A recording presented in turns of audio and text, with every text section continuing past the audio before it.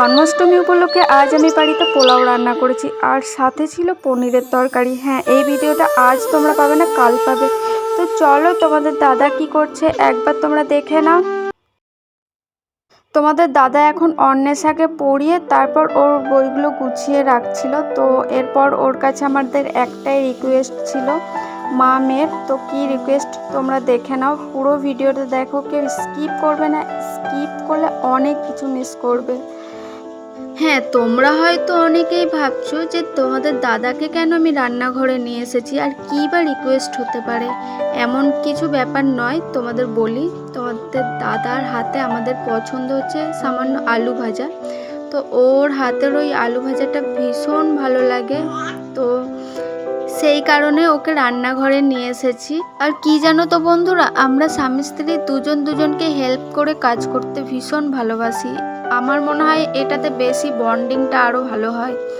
তো অনেকে হয়তো হাসি ঠাট্টা মজা এরকম হয়তো অনেককে নিয়েই করে, কিন্তু আমি জানি যারা এরকম অনেক স্বামীরা আছে তারা তাদের ওয়াইফকে অনেক হেল্প করে। আমি দেখেছি নিজের চোখে। তো ভীষণই ভালো লাগে এরকম। সত্যি বলতে কি জানো তো, তোমাদের দাদা ভাই বা আমি দুজন মিলেই কখনোই এই জিনিসটা ভাবি না যে ওটা তোমার কাজ, ওটা শুধু তোমাকেই করতে হবে, ওটা ওর কাজ শুধু ওকেই করতে হবে। একদমই না, আমাদের মাথায় এরকম কোনো কিছুই আসে না। তো তোমাদের দাদা ভাই আমার অনেক হেল্প করে, আমার হাতে অনেক হেল্প করে। কারণ মেয়েটা আমার এখন অনেক ছোট, তো সেই কারণেও আমার হাতে অনেক হেল্প করে, যেটা সত্যি সেটাই বলবো।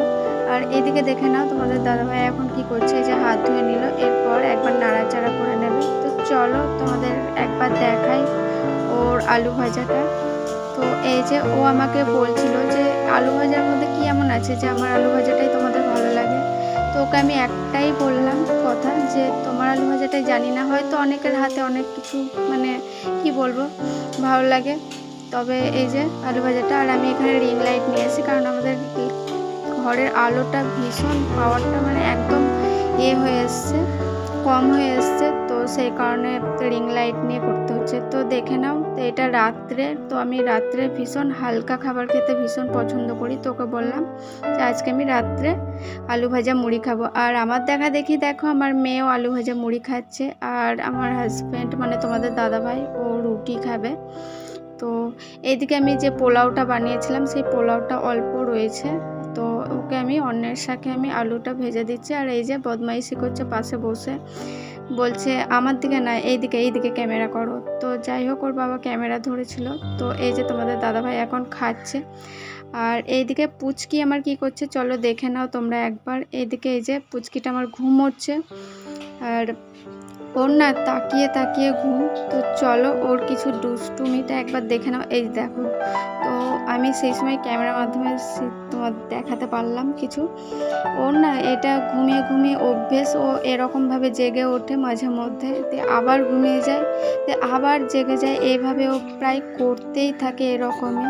তো অনেকেই যারা জানে না তারা ভাববে সত্যি ঘুমতে ভেঙে গেছে। আর এই যে তো তোমাদের দাদাভাইয়ের ফোনটা মানে সিমটা যেহেতু বিএসএনএল, আর আমাদের টাওয়ার পায় না ভেতরে, তাই আমার মেয়েটা এই যে বড় মেয়েটা এখানে বারান্দায় বসে খাচ্ছে আর দেখছে।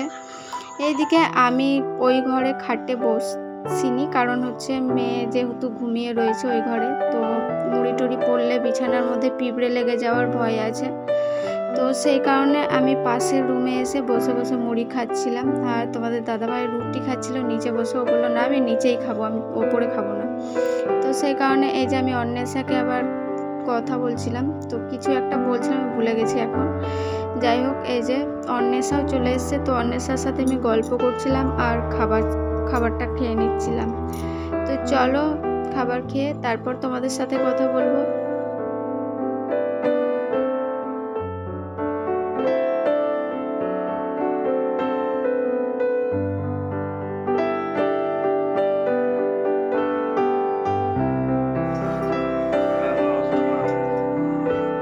আর কি জানো তো বন্ধুরা, কয়েকদিন ধরে না আমার শরীরটা একটু বেশিই খারাপ করছে, তো সেই কারণে আমি ওষুধটা খাচ্ছি।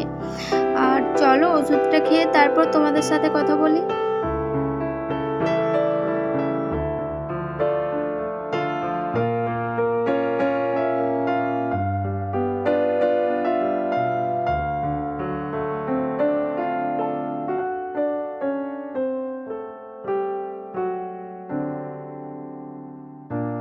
খাটের উপরে কয়েকটা কাঁচা কাপড় রয়েছে, তো চলো সেগুলো একটু ভালো করে গুছিয়ে নিই।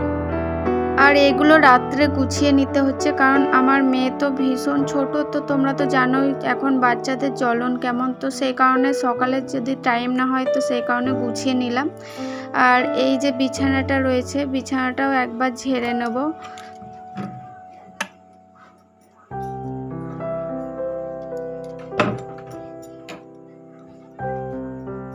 আমার বিছানাটা ঝাড়া হয়ে গেলে আমি পাশের রুমে যাব, কারণ পাশের রুমে ওখানে আমার হাজব্যান্ড আবার ওই ঘরে বিছানাটা একটু ঝাড়বে, মেয়েটাকে একটু ধরবো আমি।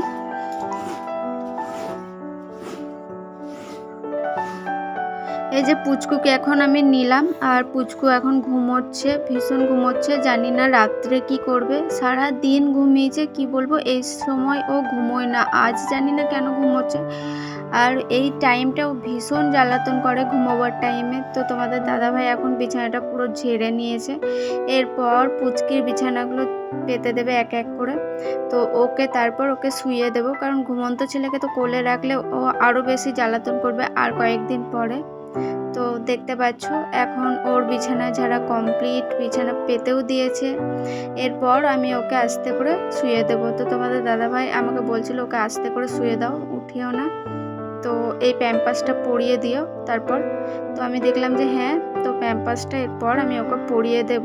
তো এই যে ওকে আমি সোজা করে শুয়ে দিচ্ছি, আর পাটাকে কিছুতেই ও সোজা হচ্ছিল না, তারপর নিজে নিজে এই যে পাটাকে সোজা করছে।